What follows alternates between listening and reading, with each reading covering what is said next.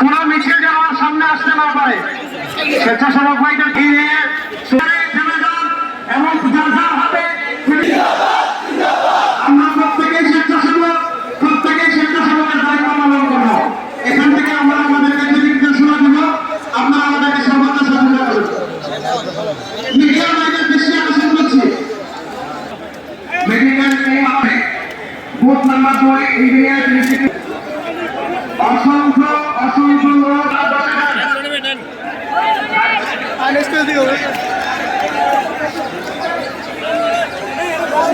আপনারা পিছনে কদম পিছনে চলে যান, কদম পিছনে যান,